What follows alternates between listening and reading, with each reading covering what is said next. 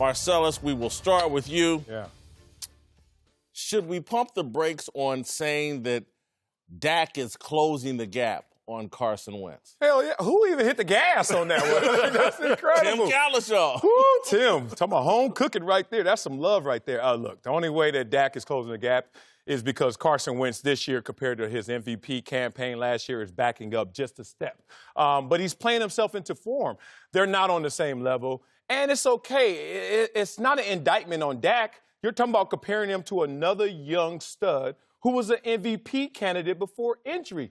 Dak has never been an MVP candidate. I mean, even in his rookie year, we were just like, wow, overachiever. Wow, maybe the franchise is in good hands post-Romo. But no one ever put him in the MVP conversation. I'm not going to insert him right now. You look at his quarterback rating, 95, applause. You look at Carson Wentz, who took a step back, 101, still playing better with 1.5 knees. So respect to what Dak has done, but Carson is still greater. Do you know what Dak did as a rookie? He protected the football. Protect his house. And if he can protect the football moving forward, he can absolutely be on the same playing field as Carson Wentz. Now, Dak isn't going to do it the way Carson Wentz does it. He's not going to sit back and throw the ball 30, 40 times a game. He's going to rely on his run game. He's going to protect the football, and he's going to take his shots when he needs to. I played against both of these guys. And to me, it's not a real big difference because Dak uses his legs kind of like Cam Newton does. And Carson Wentz is going to throw the ball, but he can use his legs as well, kind of like an Aaron Rodgers. I'm not saying he's Aaron Rodgers, but, like, those are the two guys. Doesn't mean Cam Newton wasn't an MVP. It just means they win different ways. And I absolutely think Dak is a lot closer to Carson Wentz. The numbers don't lie. Yo, the numbers don't lie. Those games. Just look at the wins and losses. Y'all really selling this game. They're trying to hype it up. It ain't in the This is what I understand. Dak Prescott right now is taking credit for what the team is doing. The defense is playing well. They're playing well in other phases of the game, and Dak Prescott is kind of riding the pony a little bit, and he's getting the credit for it.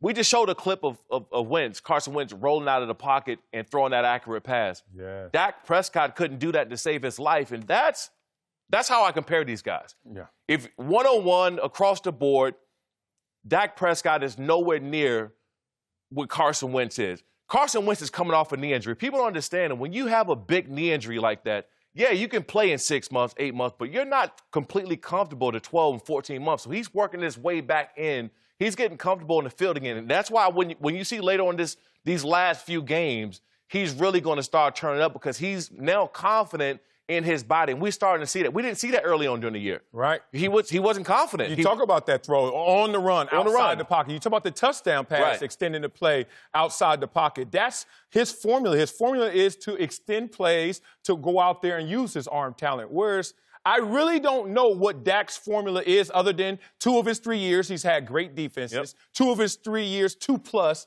with Ezekiel Elliott in the run game, but the suspension obviously undermined that. But you're correct. He is taking credit in a large sum for what is surrounding him, which is usually a great defense and usually a great running game. But why is that surrounding him?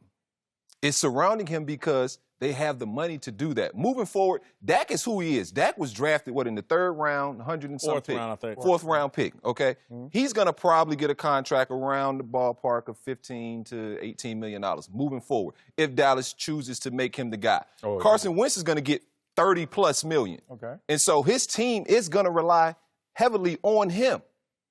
Dak's team's not going to have to rely solely on him to win every ball game. But you know that's the way you build. You have made this conversation grander than the question. But that's the difference in building these teams. I don't mind making it grander. I'm shocked, though, as a defensive back. If you're sitting there as a defensive back, you're like, I see Dak Prescott on the schedule and I see Carson Wentz on the schedule.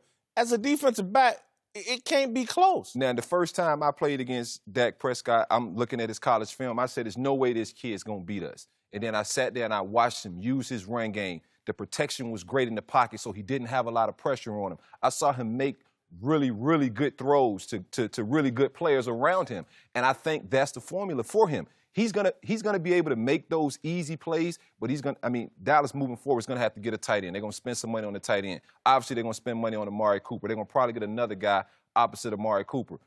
Philly's not gonna have that luxury. Moving forward, when Carson Wentz is getting paid, $30 million plus, who are going to be the guys around him? So Carson is absolutely going to have to be just naturally better than Dak Prescott ever will have to be considered the same in that category, because you get judged off wins and losses at the end of the day. What is y'all's response, Marcellus?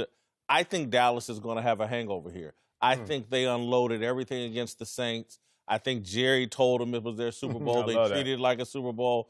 And again, they're going to back off, whereas I think Philly is going to be all in. They're in desperation mode.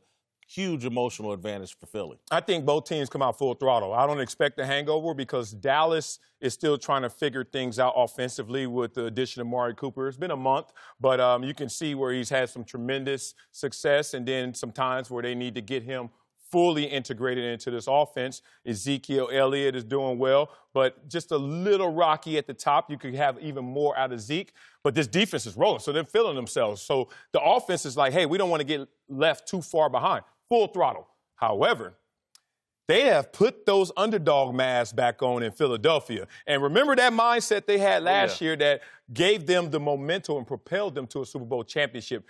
Beware of dog, because the dog is coming from Philly this week. I think it's going to be a great 3 quarters of football. I think the Dallas defense is going to keep them in the game. I think Amari Cooper and these guys are going to step up. But what it's going to come down to, when the game is on the line, the ball is in Carson Wentz's hands and the ball is in Dak Prescott's hands.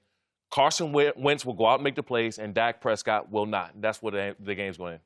I don't think it's about just Dak Prescott. It's about Ezekiel Elliott and that offensive line and Amari Cooper. I think that Philly has a chance to win this game, but it doesn't even matter if Philly wins this game, because at the end of the day, Dallas's road to win the division is, I think, a heck of a lot easier than Philly's road is.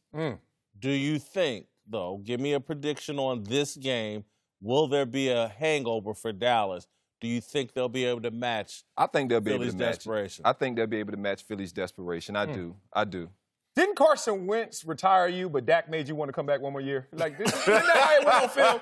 Like, you over here. Carson Wentz, my last time in Philly, I actually scooped the fumble and ran it in for a touchdown.